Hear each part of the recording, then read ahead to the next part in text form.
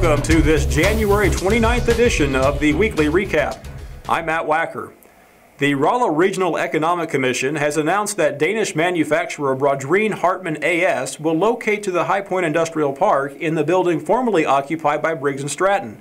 The newly named Hartmann US will invest $20 million in the new facility and create 50 jobs. Hartmann's new Missouri operations will produce sustainably made molded fiber egg cartons for the U.S. market. The company plans to begin hiring in the summer of 2016 and commence operations early next year. Changes will soon take place on the Rolla High School campus, beginning with the demolition of the Annex building. The building will be torn down to make way for the addition of a new office and classroom to the west side of the school.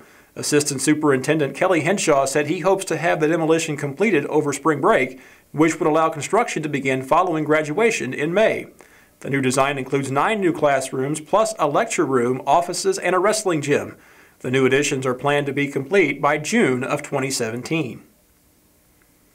New bleachers and lights for the Rolla Community Track were approved by the Rolla Board of Education on January 7th. The new elevated aluminum seating will accommodate 600 people and be enclosed with floors and railings. The board is also working with Rolla Municipal Utilities to provide 2 additional dusk to dawn lights for the facility. A St. James woman was saved from her burning home by a Rolla firefighter on January 15th. Chase Butler was returning home after a 24-hour shift when he noticed smoke coming from the residence on Sydney Street. After alerting the occupants of the danger, Butler stayed and helped extinguish the fire with the Rolla Rural Fire Protection District and RFD. No one was harmed in the fire, although the house did suffer extensive smoke and water damage. A fire that heavily damaged a home on North Elm Street in Rolla is being investigated as an arson case. Following the January 14th blaze, Rolla Fire Chief Ron Smith says information from eyewitnesses, as well as evidence from the scene, suggests foul play. No injuries were reported, but the investigation is ongoing. An elderly man, last seen en route to St. James on January 21st, was found dead the next day in Crawford County. According to law enforcement, 86-year-old Robert Gill was last seen driving his 2006 Hyundai Elantra westbound on State Highway 8. Gill was known to suffer from dementia, which may have played a part in his death.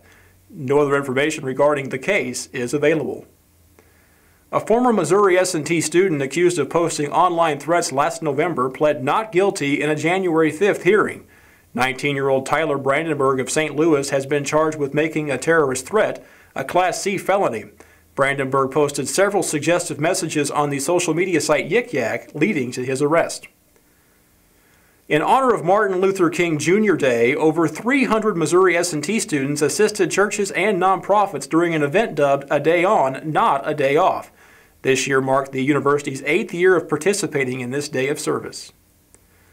And over 7,900 students have enrolled for Missouri S&T Spring 2016 semester.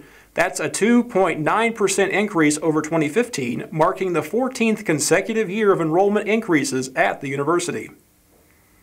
Filing has concluded to apply for local elected office. For Rolla Municipal Judge, incumbent James Crump will be running against challenger Paul McMahon. Only one seat is contested on the Rolla City Council. Ward 1 incumbent Monty Jordan will be running against challenger Michael Doan. Meanwhile, the mayoral race in Lebanon is heating up. Tune in next week for interviews with the candidates. In other election news, county commissioners will be placing 2 tax issues on the April ballot. Following new regulations passed by the Missouri Senate, counties must put an item on the ballot concerning local use taxes for purchases made outside of Missouri. The other item is regarding the continuation of vehicle sales tax. One final note, Fidelity Communications would like to send its sympathies to the family of Bob McCune. Mr. McCune passed away January 14th at the age of 85. He was well known and highly regarded in the Rolla community, and he will be missed. That's it for now. I'm Matt Wacker. I'll see you right back here next week on the Weekly Recap.